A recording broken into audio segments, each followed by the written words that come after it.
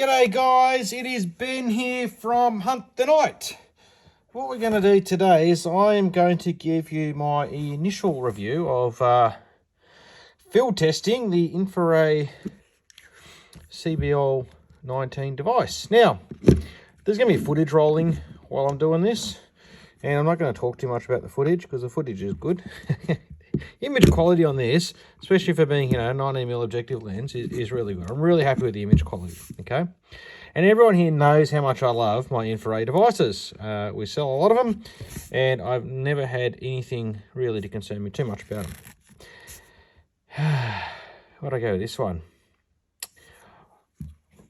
And my experience with this would probably be different if I was right eye dominant, but I'm not. I'm left eye dominant. So that means I look through that with my left eye. It does not work for me on my right eye.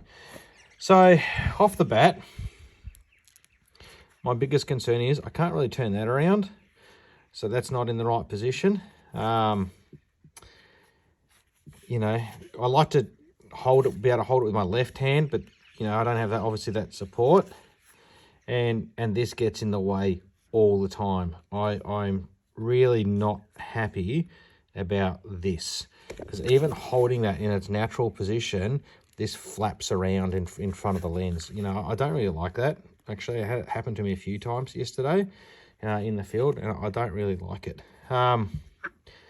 These buttons, very difficult to find at night time.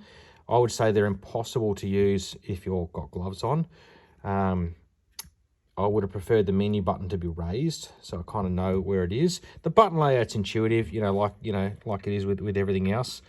The torch I never used, and I don't know how useful that is. It's not something I'd use. I'd prefer a rangefinder there myself. I didn't. The focus knob is cool. I like that.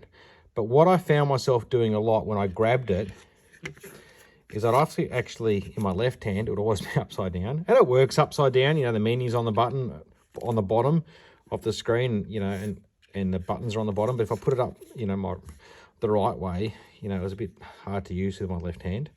I also found when I grabbed that in my pocket, just because of the ergonomics of it, I grabbed it out and pulled it up, and I just always found I had it upside down. I had to keep kind of flipping it over. Whether that's just me getting used to it or just the naturally feeling like, the round bit goes at the top. I don't know. That just could be me. Maybe I'm not real intuitive. So, from a form factor and functionality, out in the field, I actually didn't really enjoy my experience with it. Because I'm left eye dominant.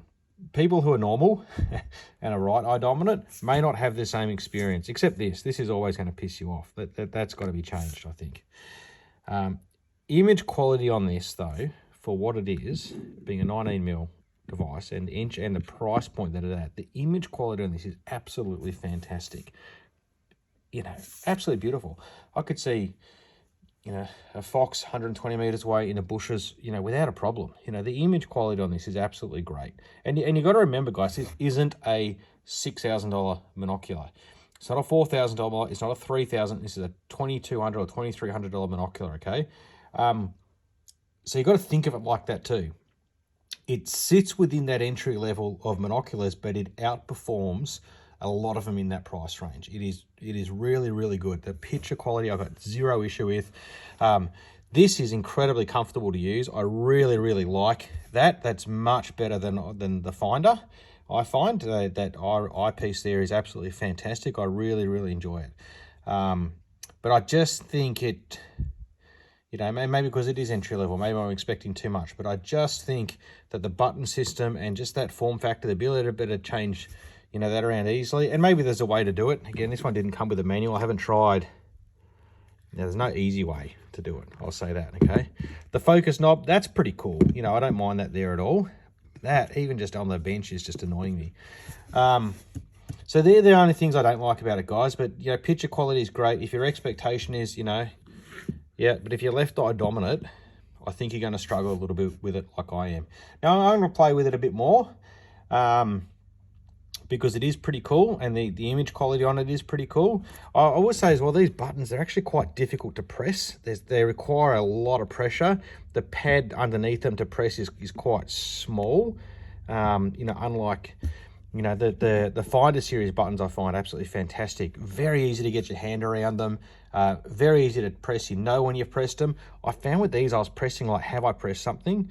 And then I was trying to find the menu one, and I really, you know, this isn't my favorite button layout and system. Not necessarily layout, but in terms of the ergonomics of it, isn't my favorite one. Can you use it? Yep, you will. Obviously, the more time you spend with it, the better you'll get at it. But, you know, to me, a device I can pick up, is intuitive to use, and the button system, I don't have to keep taking it out of my hand, turn the torch on and go, what am I pressing? They're the devices I really like, because they're just easy, and I hate reading manuals.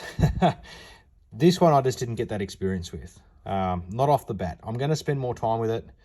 I will say the other thing too is the auto refresh. It doesn't auto refresh quick enough, and it's pretty easy just to hit that power button and it will refresh. But I do find that the auto refresh on it is kind of at its maximum time frame. It gets a little grainy. Anyway, guys, that is my initial review. Again, some of it I reckon is learning experience and will get better. But the image quality on this is fantastic. It is hard to find this kind of image quality in this price bracket. Anyway, I'd be interested to see if anyone else has played with them, to see what their thoughts are, but they are mine. And I'll keep you updated as I play with it more. All right, guys, have a fantastic day, and I will catch you on the next video. Bye for now.